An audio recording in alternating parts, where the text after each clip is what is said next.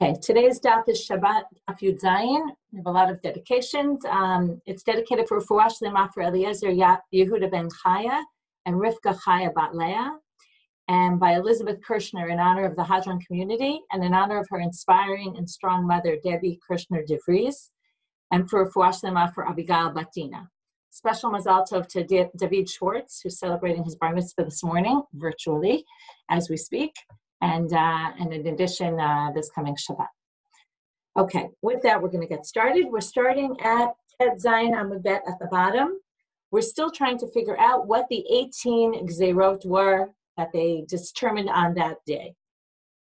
So we have at the bottom, 2 lines from the bottom of Ted Zayin Amud Bet. Idach Maihi. What's another gzerah? Today we'll finally try to review at the end all the different of the 18 gzerot. We'll see it's still unclear exactly how we do the counting and what's considered in the count. Ditnan. Again, we're talking about tuma and tahara. So when you have a dead body, the dead body is considered avi avot hatuma. Somebody who comes in contact with the dead body becomes an av hatuma. Now, there's a difference between, there's different ways that an OL can pass on tuma. One of those ways is by a mate. If something is over the dead body, let's say there's a roof on top, the easiest way of saying OL is in a tent. There's a dead body in a tent, there's a roof above. That makes everything in the tent impure. But what if there's something hanging over the dead body, and also that, let's say there's a beam, and if the beam is a tefach wide, and the beam goes over the dead body, and it also goes over yourself, let's say, you are considered you're under the ohel with the mate, even if it's not actually a tent, but it's just a beam. So that beam, in order for that to work, has to be a tefach wide. Okay, now, in this case, it's telling you that one of the gzerot was not a tefach, but even less than a tefach if it's ovi hamardea. What's a mardea? Mardea is a stick they would use to goad the ox. The stick was round, it was cylindrical, and the circumference was a tefach. Now, if the circumference is a tefach, right, based on laws of pi, so what will be the diameter? A little bit less than a third of a tefach. So it says here, that means that if you have something hanging over this dead body, even if it's the width of the mardea, okay, where we're talking a third of a tefach, since the circumference is a tefach, they would go there to say that creates tumat ohel. So if you're, let's say, underneath the ohel, you're underneath this mardea, then you're also going to become tamei tumat ohel.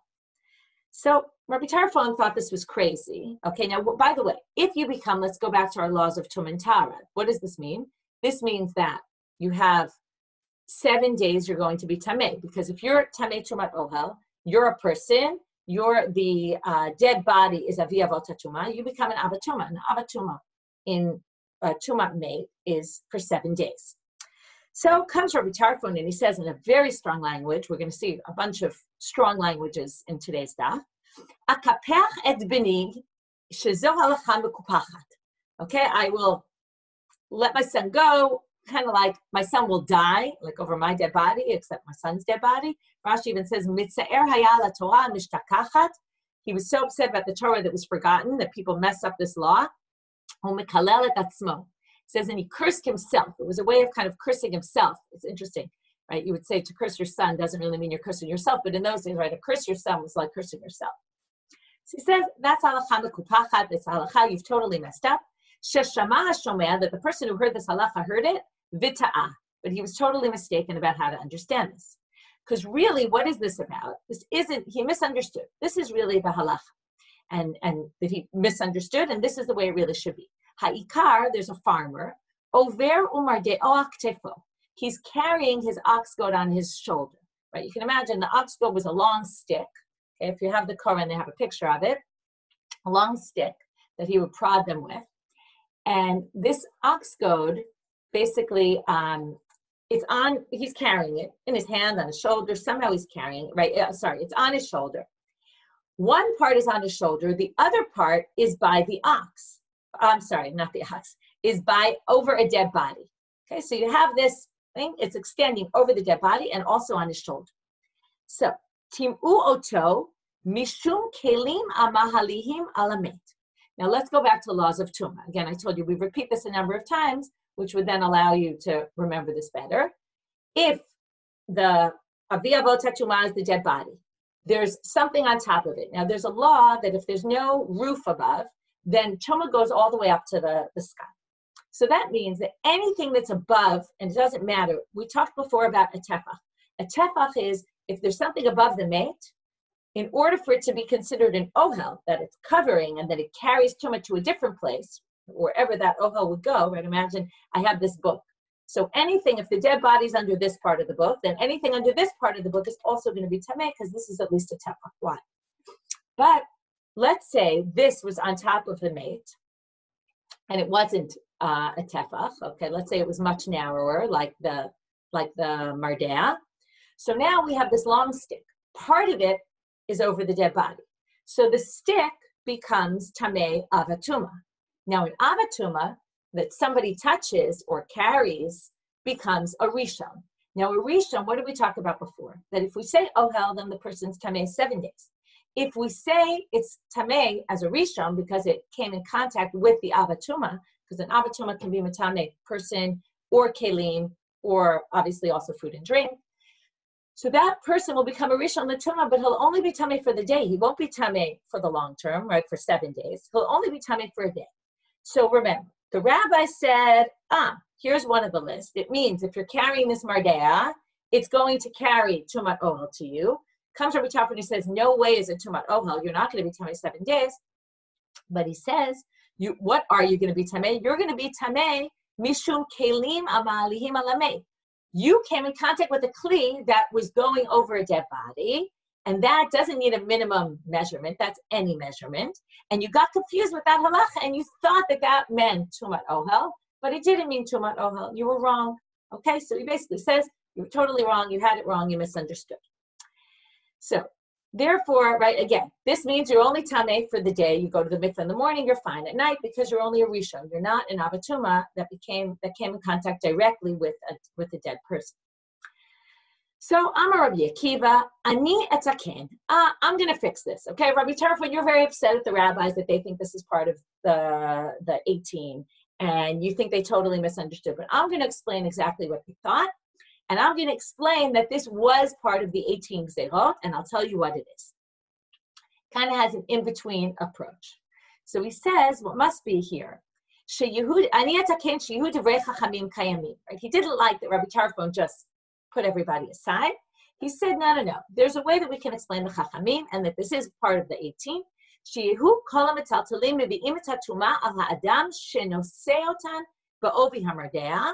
Okay, what does this mean? He said, what was the gzera? It wasn't that, as we said before, if there's this mardea and the mardea is over the mate, and you're right, go back to our book. Okay, let's say the book is this one. This is a good way to do it. The book is like this, where it doesn't have a tefach here space. So under the book is the dead body over here, on this side of it, right? So now we would say that doesn't carry tumah. However, he says like this. How did they carry a mardea? Why did they use a mardea? Well, they carried a mardea on their shoulder. So if they carry the mardea on their shoulder, or over their shoulder, right? Remember the case was al ktefo. Now there's a difference between touching something and carrying it. What Rabbi Tarfon explained before was that he was touching the mardea, and the other side of the mardea became tameh, tumat made, abatuma. So he was holding it, he became tameh for the day. Comes Rabbi Akiva, and he says, no. The gzeirah that the rabbis instituted was that if you're carrying it, now imagine if you're carrying it, because you're carrying it, and it looks a little bit like ohel, because it's kind of above you, okay, whether it's on your shoulder, maybe even above your head, but let's just assume even on your shoulder, it's above you. Because of that, even though there's not really tumat ohel, because it only has a third of a tefach in diameter, and doesn't have the full tefach, he said that's the case they made a gzera. If you're holding it in your hand like this, and the other side becomes tameh, you're fine, you're not tameh. However, if you're carrying it on your shoulder, then we're worried that what might happen? Well, if we say you don't have tumat ohel, and since the circumference of this mardea has a tefach, we're going to be gozer and we're going to say it's as if you have tumat ohel. Okay, we're going to treat it like tumat ohel, and you're going to be tamei 7 days. That's the gzera, so that people don't get confused and think, since you're carrying it, it looks a little bit like ohel, and they don't want people to think that if you're really under a beam that was over a dead body, you'll be tamei just for the day. We don't want people to get confused, and therefore they instituted that you're actually going to have tumat ohel in this case. So let's just read it again. Inside, he says here that the stress is on noseotam, if you're carrying it. Be'ovi hamardea, if it has that thickness. Va'alatzman b'kol shehin, but they them, right, if it's actually the metaltalin themselves that are over the dead body, that it doesn't matter what the width is. Remember, anything that goes over a dead body is going to be tamei, any kind of shi'or. Va'al shav adam b'kelim, but in a regular case where it's not that you're carrying it and it's over the dead body, then we're going to say b'potech tefach. Normally, you really need a tefach, but only in the case where he's carrying it. And while he's carrying it, the other side is over something, over the dead body, then we're going to say it's a problem as long as it has the thickness of this mardea. And now we're just going to have a little bit more of an explanation, which we already said, but now Rabbi Yanai says it. Rabbi Yanai, umardea shamru ein ba'ovyo tefach, v'yesh behekefo tefach. Right? It's the diameter is not a tefach. So it's not a tefach thick, but the circumference is a tefach. V'gazru al hekefo mishum ovyo. Since the circumference is a tefach, there were gozer on the circumference being a tefach. Since the thickness of a tefach, if the whole thing was actually a tefach wide, it would create ohel. Therefore, there were gozer also on the circumferences. And that's how we get to the gzera. So now we say, well, Rabbi Tarfon da'amar kapechet b'nish halachazu mekupachat batzru lehu. Rabbi Tarfon, this is exactly what we talked about at the end of yesterday. We had this dissenting opinion about the kli getting the water under, right, if it was under the gutter, whether that was a gzera or not, that it would create susceptibility, that would create mayim she'uvim to pasal a mikvah, right, to make the mikvah not kosher. And then we said, well, he's missing one. If he doesn't hold by that, then he's missing one. Likewise, we're going to say here he's missing one. So we answer the same question we answered there. What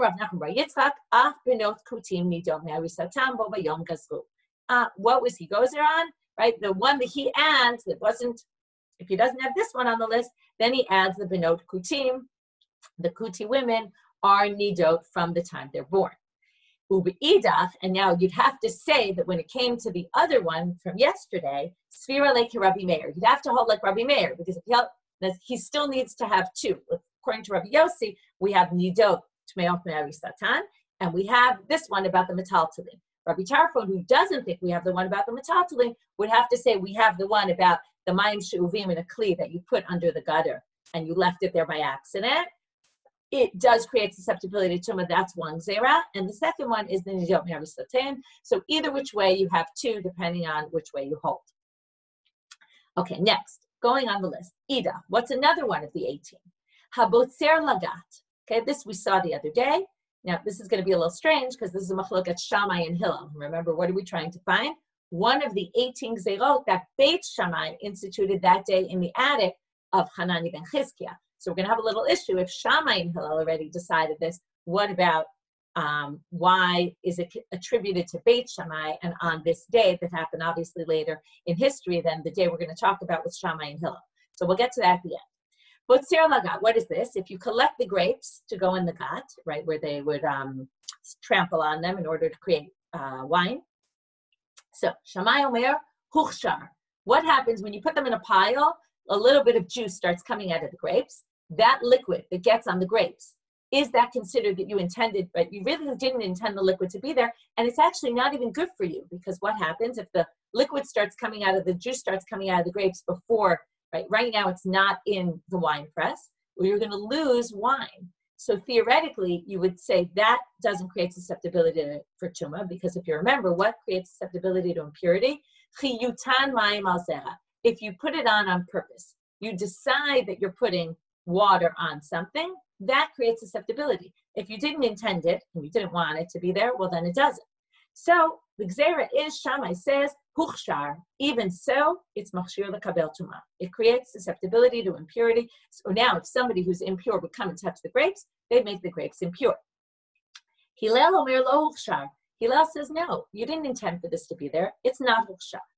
Okay, it doesn't create susceptibility. So again, what would that mean? These grapes are a little bit wet from the juice. Somebody comes along and touches them, and they're tamei. Doesn't matter. Nothing happens to the grapes because they're not yet susceptible to impurities. Amar le Hillel l'Shammai, mipnei ma botzlim b'tara ve'en moskim b'tara. Said, if you're going to say that these grapes, when they're collected, and a little bit of liquid comes out of them, a little bit of the juice, it creates susceptibility to impurity, well, then why wouldn't you say the same thing by moskim? What's moskim? That's the word used for the olive press. You would say the same thing with olives, right? If you take olives and you leave them in a pile, what happens? They start to get a little bit wet. Some of the juices come out of them. And yet you don't say it there. So if you don't say it there, why are you saying it by grapes? Now, this is a classic question, right? You say to your kid, or your kid says to you, right? Well, if you're going to punish me like that, well, why don't you punish me like that? Well, don't open your mouth and don't start asking for things that you don't want. So what does Shammai say? Amarle im takmiteni, if you're going to really fight with me about this, gozrani tuma apala mesika, then I'll say the same thing. In other words, what's Beit Shammai saying? Say, I kind of really think that there's a difference between them. But if you're going to say there's really no difference, well, then what am I going to do? I'll be machmir even more, and I'll say you're right. Olives also create susceptibility to impurities when they get full, when the liquid comes out of them. So basically, Beit Shammai is saying, be careful what you ask for. Don't push me.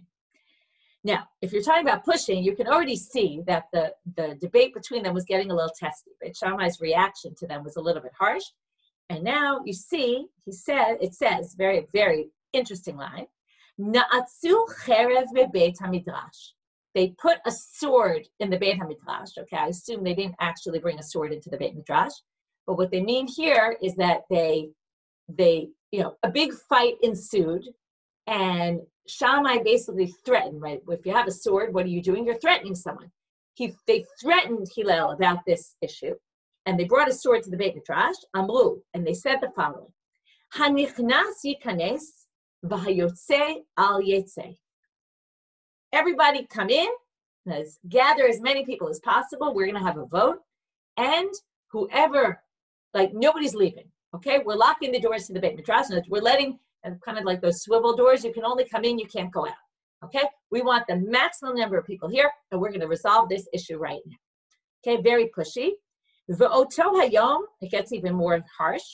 Haya Hillel kafuf v'yoshev lifnei Shammai ke'echad min ha'talmidim.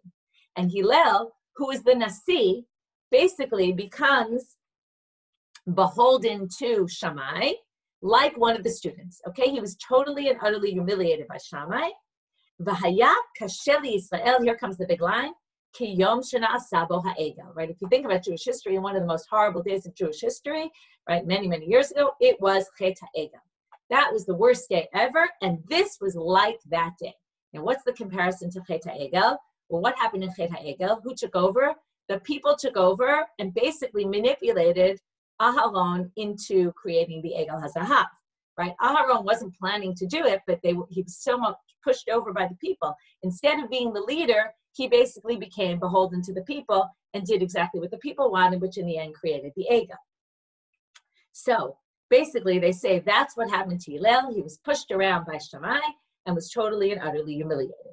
Okay, so now what happens? Basically, Hillel agrees with Shammai, okay, very much like we talked about Beit Shammai and Beit Hillel, right? The same thing that happened in the attic in later time, which was when the students of Shammai convinced Beit Hillel. Likewise here, Shammai convinces Hillel that we should make this gzeira. Okay, now I don't know if he really convinced him, but he kind of put it there. Hillel had no choice but to agree. You have to wonder why they made such an issue about these grapes, right? And why this became such a big issue. Maybe I'll stop here for a minute and talk about, a bunch of people keep asking me about Tum and Tara. And again, we talked about, I just want to review for those maybe who missed this or for those who don't remember, which is that Tum and Tara was very central in those days. First of all, in the time of the temple, it was very, right, Hillel and Shammai were still in the time of the temple. So if we talk about in their time, it was very important, Tumah and Tara, and wine was very central. So if you think about Tumah and Tara being very central and wine being very central, so, and the making of the wine was a very common occurrence, you could see maybe why this would be so significant. Still, I'm not sure why they made such a big issue and that they had to put a sword in the Beit Midrash. It actually reminds us of the story with the fight between Rabbi Yeshua and Rabbi Gamliel, and it said, the rabbis were minatzchim ze et ze b'halacha, as if they're fighting these wars and battles. Okay, so here also. So now it says, so the day was a very difficult day. Gazur Shammai v'Hillel. Okay, they made the gzera, but we're still back to the original problem, which is this whole gzera was only, we talked about, we want to have one of the 18 that was Beit Shammai and Beit Hillel. What about the issue of why is this Hillel and Shammai if it's one of the 18? So now they say something very interesting, which goes back to also something we saw yesterday, which is Gazur Shammai v'Hillel v'lo kiblu minayu. People didn't accept it. First of all, like I said, this was a very common occurrence. So if we all of a sudden say that anytime you collect grapes, immediately, once a little bit of juice comes out, which kind of happens right away, or I don't know right away, but at a certain point, then we're going to make, right, we're basically creating susceptibility to tumah in all these grapes, and that's not a good thing. So the people weren't willing to accept this. And this is something you see where if people don't accept it, gzera, okay, maybe this will be interesting. We'll go back to kitniyot. One of the reasons why people aren't so keen to get rid of kitniyot is because in the time when they created the gzera of kitniyot, it was something that it was widely accepted. And when a gzera is widely accepted, it makes it very difficult to repeal. This is the opposite. This is nobody accepted the gzera, which means that if nobody accepts it, well, then it's not really a gzera. It can only be a gzera if people actually accept the gzera. So too bad all those people accepted kitniyot years ago and kind of messed things up for us. But, right, that's what happens. So now this is the opposite. Lo kiblu minayu. Ve'adjun talmidayu gazur v'kiblu minayu. What happened though? In a later generation, already once the people had heard about this, they weren't so keen to accept it, but it kind of paved the way that later, in the later time period when the students of Shammai and Hillel were there, then they were able to actually institute the gzera and people accepted. Okay, now we still didn't really explain why they instituted this gzera. Why? Because really, you don't want that liquid on the grapes because again, what happens? The liquid disappears now, right? You want, when you're making wine, you want as much liquid as possible. You want as much juice. So if the juice starts coming out before, when it's sitting on the side, that juice is gonna, let's say it's even in a basket. The baskets were wicker baskets. All the liquid's gonna pour out and you're gonna lose it. So you really don't want that liquid. And the whole thing about susceptibility to tumah is that you want the liquid. So the question is, my time. So what's the reason? So we're gonna have a number of different answers because it wasn't so clear to them why they instituted this. Amar Ze'eri, Amar Rabbi Chanina. Gzera shema yivatzrenu b'kupot tmeot. What are we concerned about? That you're going to maybe collect them in a basket that is already impure. Now, still, you would need some intent for susceptibility for impurity. So Rashi explains, and I have to be honest, I don't fully understand how this works, but Rashi explains that since the tumah and the hechsher, the water, the liquid on it, came at the same time, that makes it as if, and as I understand what Rashi is saying, I don't understand the meaning of it or why this would actually work. But he says, let me actually, before I get to Rashi, let me explain what normally happens. Normally, you harvest grapes, let's say it's grapes, whatever it might be. You harvest them. While they're attached to the ground, they're not susceptible to impurity. So even though it rains and things get on the, right, that's irrelevant. You then harvest them. They're now in a pile. Once you harvest them, let's say a liquid would come in contact with them, that would create susceptibility to tumah, and then maybe you would touch them and you're impure, or maybe you would put them in a basket, which is impure. That happens in stages. That's the normal way. But in this case, what happens? You put them in a basket, and as you're putting them in the basket, the juice is coming out of the grapes. So it all happens at the same time. So because it all happens at the same time, and you're putting it immediately into this tamei kli, so the tumah and the susceptibility and the liquid is coming at the same time, comes Rashi and explains that because it's all coming at the same time, that's what makes it as if you wanted the liquid to be there. Okay, I don't exactly know the connection as to why them coming at the same time creates that you want it to be there, and because of that, it's important. But that's what because still you don't really want it to be there, but that's what he says. So now the Gemara says, well, that's a good answer if you hold that this actually is effective.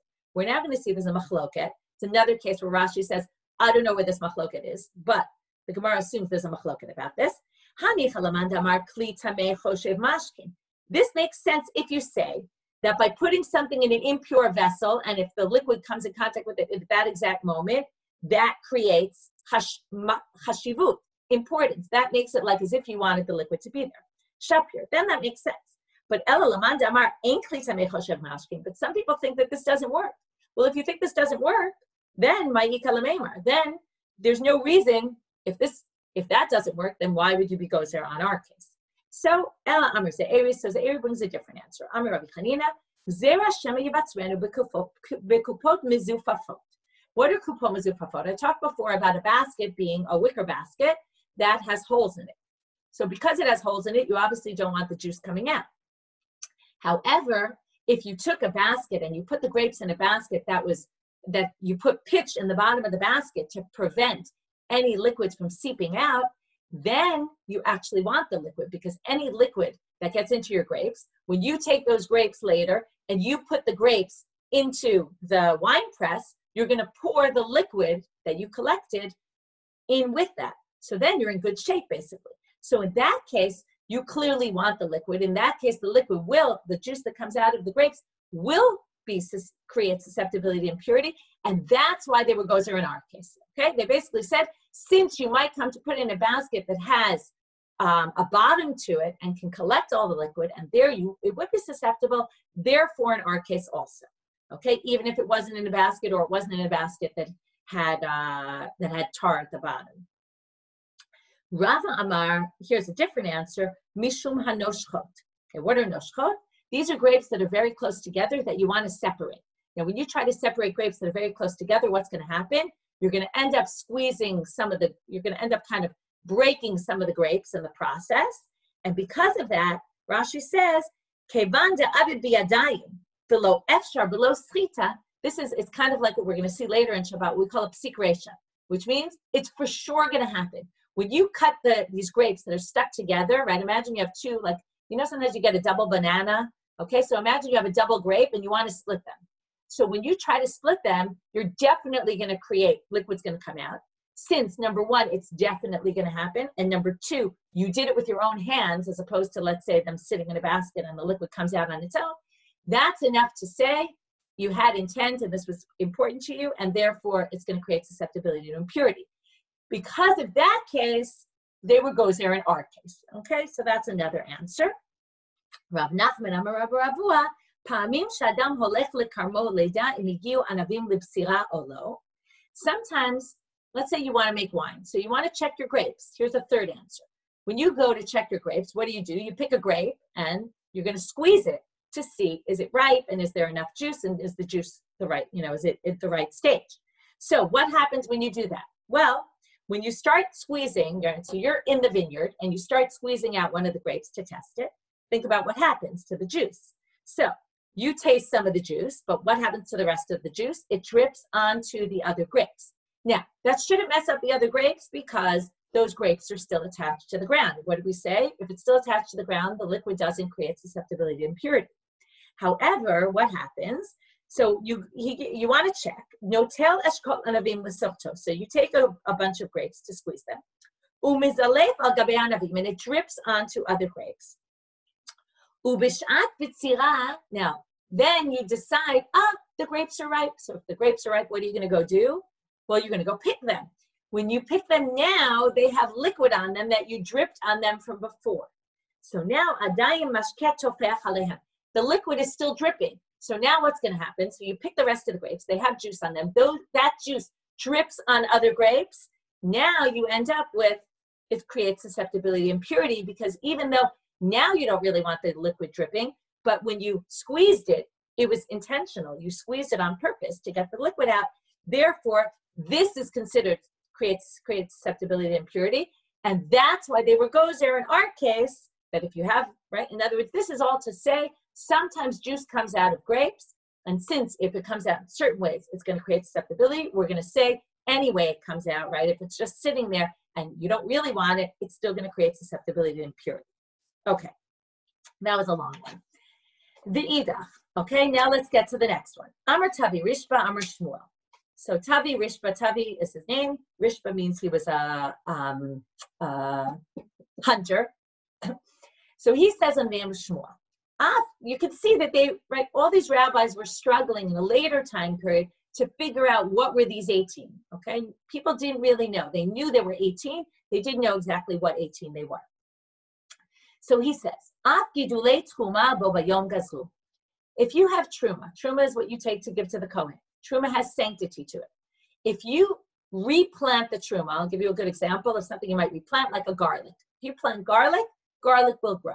Although I tried it once, it didn't work, but apparently it really does work. So if you plant garlic, it'll grow. Let's say you take a garlic of truma and you grow it. At this point, we talked about before, the kedusha, that there's sanctity in it. Well, since you planted it and now something new grows out of it, it doesn't have sanctity anymore. But one of the Yudchek Zerot was that Gidulei Truma are considered Truma. Okay? And that's one of the 18. My time, what's the reason? Why did they say this? We're going to have two answers. The first one will get rejected. Amar Rabbi Chanina, Gzera Mishum Truma Tehora B'Yad Yisrael. What are we worried about? A Jew, a regular Yisrael, who can't eat Truma, he has to give it to the Kohen, he's not allowed to eat it. Well, he might take Truma, and then what will happen? He'll decide he doesn't really want to give it to the Kohen. So if he knows that if he replants it, what's the problem? The problem is he can't eat it because it has sanctity to it, and you're not allowed to eat it. But if he replants it, and that gets rid of the Truma, well, then he'll be in good shape. So he'll separate the Truma, but then he'll decide, I want it for myself. He'll plant it, and Truma will disappear. Because of that, they said, no, if you replant your Truma, it's going to be Truma to avoid people doing this. So now Amar Rava says, no, that doesn't make any sense. If you really think he doesn't want to give the Truma to the Kohen, then he won't, in the first place, separate the Truma. Kevan de Efshar, and really, what does he say? Since Efshar leme'abik chita achat kideshmuel, the lo ka'avid, if he really doesn't want to give Truma, he has a much easier solution. Okay, Truma, according to the Torah, there's no minimum measure you're supposed to give for Truma. The rabbis instituted, there's what we call ayin yafa, ayin benonit, and ayin ra'ah. There's if you want to be generous, you want to be average, or you want to be less generous, then it's either a 40th, a 50th, or a 60th. But theoretically, Shmuel says, if you just took 1 grain of chita, of wheat, from the whole pile, then you're fine. Any little bit. So he says like this, if you really don't want to give Truma, he would have just taken 1 little bit, and as if he wanted to keep the halacha of separating Truma, but he didn't want to give it to the Kohen, he would have just taken 1 grain. That's not a big loss. So the fact that he didn't do that means mehemne, hemune mehemne. We trust him. We're not worried that the average Yisrael, or even not the average Yisrael, we're not worried that he's going to take it and want to replant it to get rid of Truma. If he wanted to get rid of Truma and not have a loss, he would have just given him 1 chita and been fine. So since that option, this is like what we call in other places, we see this called amigo. Since he could have given a better lie and he didn't, we believe him about this. So we'll get to that much later, certainly in Nezikin. We're more worried about a Kohen having Truma. And what did we learn? If the Truma becomes impure, what will happen? The Kohen has to burn it. Now, the Kohen doesn't want to burn his Truma because it's a huge loss for him. Remember, the Kohen was dependent on gifts from people. So he certainly doesn't want to have to burn his Truma. So if he knows that he can replant it and get rid of the Truma, then what will he do? So we're not so worried he'll plant it right then. That actually will kind of be okay. But the concern is, Dilma Mashe Legabe. Let's say it's not the season for planting, right? There's certain seasons when you plant. So if it's not the season for planting, he might leave it aside, right? Let's say you have your garlic. He puts the garlic aside and says, okay, this garlic became impure. Theoretically, it has to be burned. But he says, I'm going to be smarter. I'm going to replant it. When I replant it, it won't be Truma anymore, and it'll be perfect. But what's going to happen if he puts the garlic on the side? I know this happens in my house. Sometimes I bring in things from outside and to take Truma to Maslot, and then somebody accidentally doesn't realize, right? I usually have like a specific place I put it till I take care of it. And then, but if somebody doesn't notice, they might say, oh, let me eat this. And then, or maybe he'll forget. Okay, somebody might forget. If you're going to leave something for a long time, it's very likely they'll forget that this was truma that became impure, and therefore we don't want to allow people to do that. And therefore, they said gidule truma are truma, so that people don't start replanting their messed up truma. Be'idach, what about another one? If you're walking home on Friday afternoon and all of a sudden it gets dark out and it's already Shabbat and you're carrying your kis, your wallet or money bag, noten kiso lenochri, bo bayom gazru. That's another one they determined on that day. This doesn't sound like a gzerat. This sounds like a good thing. But really, according to the halacha, the thing that you would do is you would carry it. Remember, we learned that you could carry something. What's the issue here? Actually, it's interesting. They're not talking about muktzah, that your money's muktzah. What they're focusing on is the issue of carrying. You want to carry your bag home, right? The most relevant this would come up. Nowadays, right, sometimes your flight could get delayed and you decide, I know people have done this, you walk home from the airport. Okay, now when you're walking home from the airport, you could be in a place where there's no eruv. So according to the base halacha, what would you do? Even though this is asur midrabanan, but they would say the solution is carry it less than 4 amot, put it down. Carry it less than 4 amot, put it down. Carry it less than 4 amot, right? We said less than 4 amot is not asur. So you would do that until you got home. But they said instead of that, we don't want you doing that. Give it to a non-Jew and let the non-Jew carry it for you. Okay, then there's a whole question. Non-Jews can't really carry your stuff. It's not exactly allowed to do that kind of thing. So there's a bit of a question about how we do that. But this is because, in other words, there's a matter of the greater good here, right? We'd rather you not carry it yourself. So we're going to say, let the non-Jew do it. Well, interestingly, we shift now, okay, from Tuma to non-Jewish issues. And we're going to see that a lot of these issues had to do with Tuma and Tahara, and the others had to do with relationships with non-Jews. This one is actually having the non-Jew do something for you. The next ones are going to be ways of keeping us away from non-Jewish people, which we'll see why. The Idach, what about the other ones? Amar Bali, Amar Avimi, Sanvata, this was his name, Avimi Sanvata. It was from maybe a place called Sanvata, not clear where that comes from. Pitan v'shamnam v'yenan ubunotehem kulam miyuchet tavarhim. Their bread, their oil, okay, this means of non-Jews, their wine, and their daughters are all forbidden because of the 18 gzerot they made. In other words, these are part of the 18. So, Hani chalamanda Rabbi Meir. Okay, this makes sense according to Rabbi Meir. Ela Rabbi Yossi shiv srei havyan. But according to Rabbi Yossi, it would only be 17. So, El Hade Rav Acha bar Ade, Amar Rav Acha bar Ade, Amar Rabbi Yitzchak, Gazru al Pitan mishum shamnan, va'al shamnan mishum yenan. So now they say, these aren't, okay, this is a little hard to figure out exactly what the Gemara means, but it sounds like these are all one. And then they say, well, according to Rabbi Yossi, then you're still short one. So they say, well, the way it works is like this. There's Pitan because of Shamnan, meaning they said the bread of non-Jews you can't eat because of the oil. Va'al Shamnan mishum yenan. And the oil you can't eat is kind of like this because of that, not because of that. The oil of the non-Jews you can't eat because of the wine. Va'al Pitan. Okay, so now the Gemara stops and says, wait a minute. Al Pitan mishum Shamnan. You can't eat their bread because you can't eat their oil. It sounds like it's worse to eat oil. They say, why would oil be worse than bread? They should be, you can see why wine would be worse, because wine is always considered something of intimacy, and, wine also creates people to get drunk. It could cause problems with, you could end up with their benotehen, which we're going to talk about.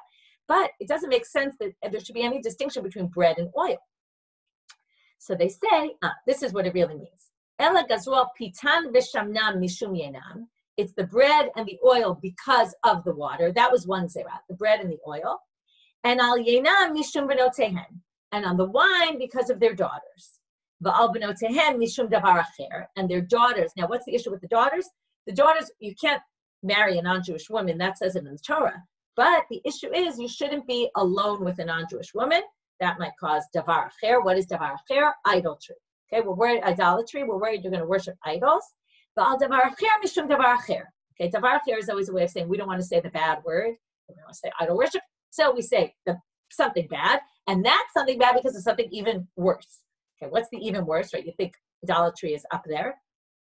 So, Amar Rav Nachman bar Yitzchak, Gazru al tinok nochri shemishtame beziva, shelo yehe tinok Yisrael ragil etzlo b'mishkav zechor.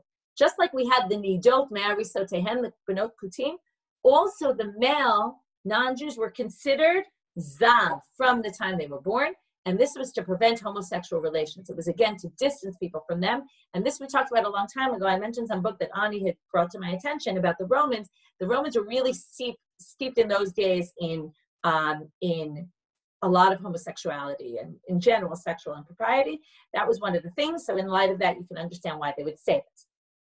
So now they get to the numbers, okay? And now I'll finally get to the numbers, and we'll go through some options of how we do this list. Well, now we've gotten to 19, okay? So what do they answer according to Rabbi Meir? If you remember, the list on page 13 had this list of 10 things, and we kind of said how we're reading the 10. The last two were ha'ochlin v'ha'kelim shenitmeu b'mashkim. Okay, so that means, right, ochlin and kelim, we said those were 2. So according to Rabbi Meir, that now we're at 19. I'm specifically not telling you what all the 19 are because the list is very confusing. I'm going to kind of say it after.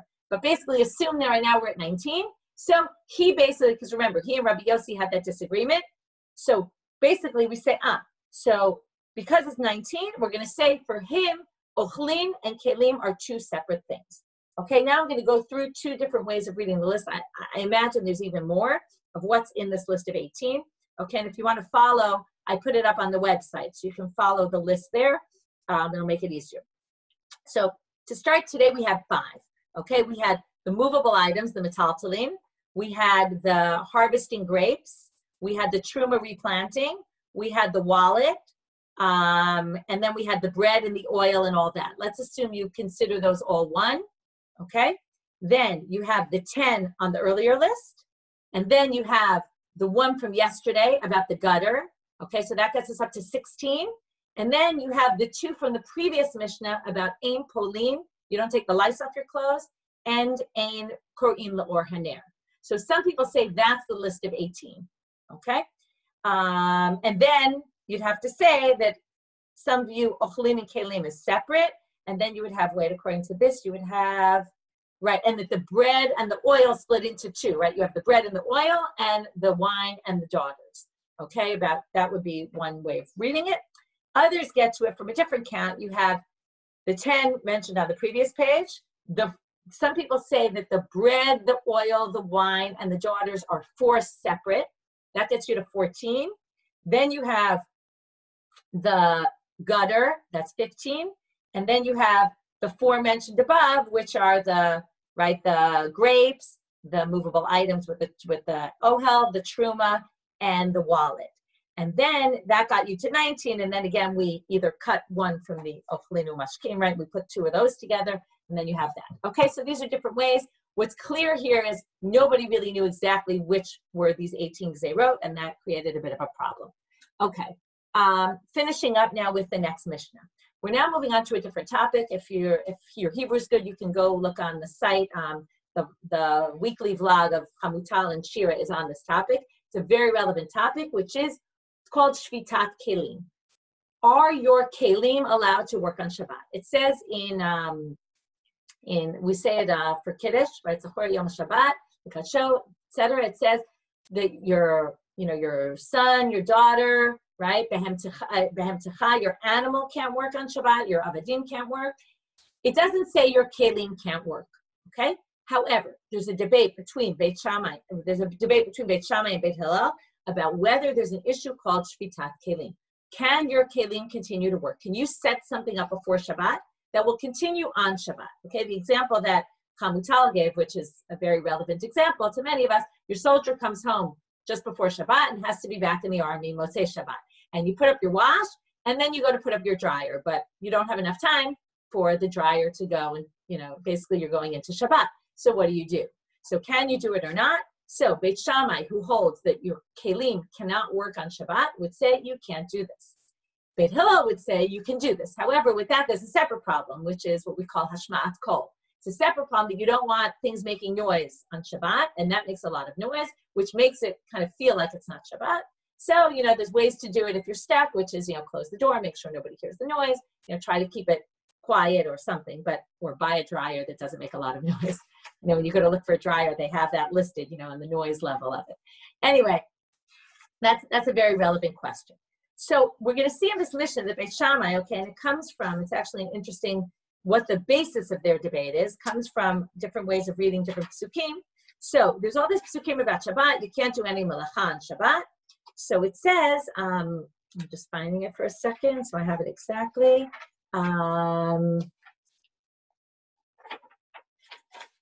Okay. Beit Shammai in the Tosefta, it says, the Beit Shammai says, Sheshet yamim ta'avod va'asita kol melachtecha. Asita kol melachtecha means all your work has to be done. Okay? And therefore, you have to finish everything before Shabbat. Beit Hillel says, no, it says, Sheshet yamim ta'aseh ma'asecha. The focus is on you. As long as you did your ma'asim in the 6 days, your ma'asim can continue to go after Shabbat. Okay, so now that's the basis of the Tosefta of the Machloket. We're going to see in the Gemara also they talk about other reasons. So we'll get to that further on in tomorrow's daf. But now let's just quickly go through the cases. Beit Shammai amud, ein shorim diyo v'samemanim v'karshinin ela kadesh yashur miba'od yom. You can't soak your dry ink or the samemanim, the herbs and stuff that make the ink. You can't soak them before Shabbat. V'karshinim, okay, or the vetch that you're soaking to soften for your animals. Ela kadesh yashur miba'od yom. They have to be already prepared miba'od yom. The issue is lash here, that you might, it's like kneading, it changes the consistency changes as it soaks, it gets much thicker. Ubeit Hillel matirim, Beit Hillel say no problem. Beit Shammai omer, ein notnim olim shel pishan letoch hatanor ela kadesh yafilu miba'od yom. They used to put the flax in the oven to whiten it. So you have to do it, it has to be already all done before Shabbat. Okay, below it's at semer le'yoreh, you can't put the wool in the pot with the dye. Ela kadesh yiklo ta'ayin. It has to already, the color has to have already colored it before Shabbat. Ubeit Hillel matirim. Beit Hillel say these are all fine. Beit Shammai omrim, ein porsim mitzudot chayav va'ofot v'dagim. You can't put out traps. Okay, ela kadesh yatzudu miba'od yom, unless it's a small trap that you know for sure it'll catch the animals before it's dark. Ubeit Hillel matirim. Beit Shammai omrim, ein mochrim lenochri ve'ein toanim imo ve'ein magbihin alav. You can't sell something to a non-Jew or help him load up something. Ela kadesh yagil makom karov. He has to have enough time to get to the nearest city. This is more like a marit ayin issue. And maybe some of this has to do with marit ayin, by the way. Like your dryer running on Shabbat, someone might see it and think that you're doing laundry on Shabbat. So what's the issue? Because people might think that the non-Jew is working for you. Even though you sold it to him, they might think he's doing it for you. Ubeit Hillel matirim. Last one for today. Beit Shammai omrim, ein notnim orot la'ovdan. You can't give the hide to the tanner. Below kelim lekoves, and you can't bring it to a cleaner. Nochri, even a non-Jew. Ela kadesh yasumi ba'od yom. He has to have enough time to do it when it's still day. In other words, this is someone else working for you.